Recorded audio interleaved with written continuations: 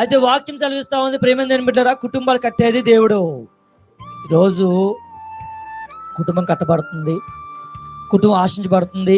కుటుంబంలో ఏమును లేకపోయినా ప్రేమ ఉంది, సమాధానం ఉంది, శాంతి ఉంది. ఇప్పుడు అడుగుతున్నాను, కుటుంబంలో ఏం కావాలి చెప్పాలి? కుటుంబంలో ఏం కావాలి? సమాధానము, నెమ్మది, ఐక్యత. ఇంకా కుటుంబంలో ఇంకేం కావాలి?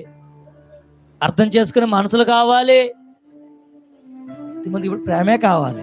తిమోతికి ఏం కావాలి? ఇప్పుడు ప్రేమే కావాలి. దేవుని స్తోత్రం.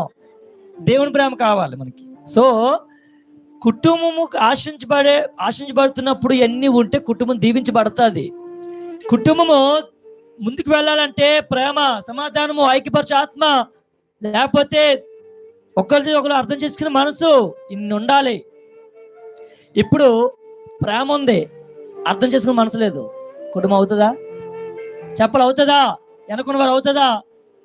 నా భార్య అంటే నాకు బాగా అపార్థం ప్రేమ, కానీ అర్థం చేసుకునే మనసు నాకు లేదు, అవుతుందా? నా భర్త అంటే నాకు అపారమైన ప్రేమ, కానీ అర్థం చేసుకునే మనసు నాకు లేదు, అవుతుందా? అవ్వదు.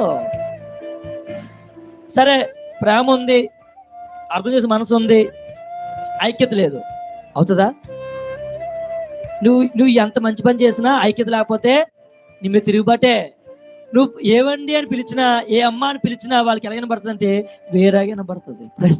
ఎందుకంటే ఐక్యత లేదు నీకు అక్కడ. అందుకే ఈరోజు దేవుడు చెప్తున్న మాట ఏం తెలుసా?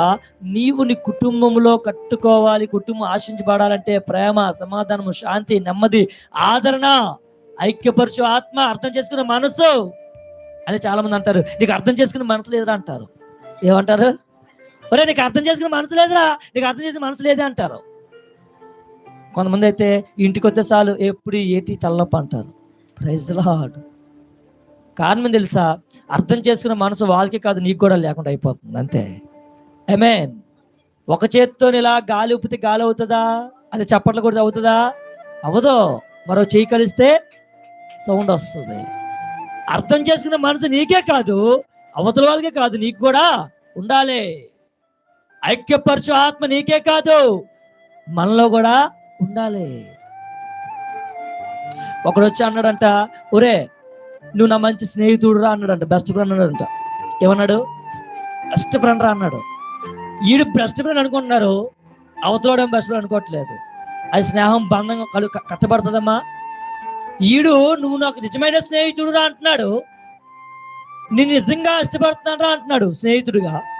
అవతలాడు మాత్రం ఇష్టపడట్లే, జస్ట్ ఫ్రెండ్గా చూస్తున్నాడు అంతే. ఆ బంధం గట్టిగా ఉంటుందా? ఉండదు.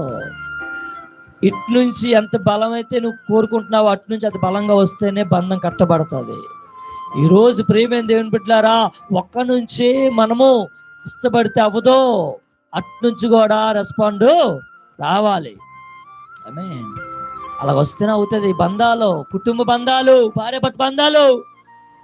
ఈరోజు నా దేవుడు అంటున్నాడు, నీ భార్య ఎక్కువ ప్రేమిస్తుందేమో నువ్వు ప్రేమించలేకపోతున్నావేమో, నీ భర్త ఎక్కువ ప్రేమిస్తున్నాడేమో నువ్వు ప్రేమించలేకపోతున్నావేమో, ఇదిగో నీ తల్లిని ఎక్కువ ప్రేమిస్తున్నా నువ్వు ప్రేమించలేకపోతున్నావు. ఈరోజు అంటున్నాడు, నీవు అవతల వాళ్ళు ఎలాగైతే ప్రేమిస్తున్నారో నువ్వు కూడా అలాగా ప్రేమించాలి. దేవుని స్తోత్రం. ఈరోజు బంధాలు ఎలా కట్టబడుతున్నాయి, బంధాలు ఎలా విడిపోతుంది తెలుసా? ఐక్యపరచు ఆత్మ లేకపోవడంతో విడిపోతా ఉన్నాయి. సంఘాలకి, కుటుంబంలో బాగా ముందుకు వెళ్తుంది, కుటుంబం కట్టబడతా ఉంది, బాగుంది, అంతా బాగుంది. పెళ్ళిళ్ళలో వస్తారు కొంతమంది, మీరు ఎప్పుడు అబ్జర్వ్ చేశారు లేదో, పెళ్ళిళ్ళు అవుతున్నప్పుడు భర్త వైపు, కుమారుడు వైపు, వరుడు వైపు బాగానే ఉంటారు, పెండ్లి కుమారుడు వైపు బాగానే ఉంటారు తల్లిదండ్రులు, పెండ్లి కుమారుడు వైపు బాగానే ఉంటారు. కానీ మధ్యలో ఒకరు వస్తారు, మాకు వస్తారండి అన్యుల పెళ్ళిలో ముందు వస్తారు. మరి క్రైస్తవుల్లో ఉన్నారో తెలియదు, మేబీ అన్యుల పెళ్ళిలో వచ్చేస్తారు. ప్రతి దానికి ఈర్స్ తెచ్చుకుంటారు, ప్రతి దానికి ఏం తెచ్చుకుంటారు. సమాధానంగా వెళ్ళాలని ఆశపడతారు, కానీ మధ్యలో అది లేదు, ఇది లేదు, అది లేదని చెప్పి కొన్ని ప్రాబ్లమ్స్ పెడతా ఉంటారు.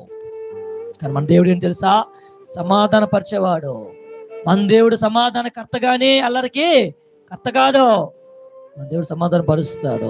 ప్రేమేం దేని బిడ్డారా, ఈ రోజు నీకు సమాధానం లేదేమో, లేదా నీ కుటుంబంలో నీకు ఆదరణ లేదేమో, ఏమా పిల్ల బాబా ఒక అరగంట ఉంది చాలు, ఈరోజు నీకు భార్య విషయంలో కానీ, భర్త విషయంలో కానీ, కుటుంబ విషయంగా సమాధానం లేదేమో, లేదా సంఘ విషయం సమాధానం లేదేమో, దేవుడు చెప్తున్నాడు, ఇగో సమాధానం ఉంటే, ఐక్యత ఉంటేనే బంధం గట్టిగా ఉంటుంది. హల్లెలూయా.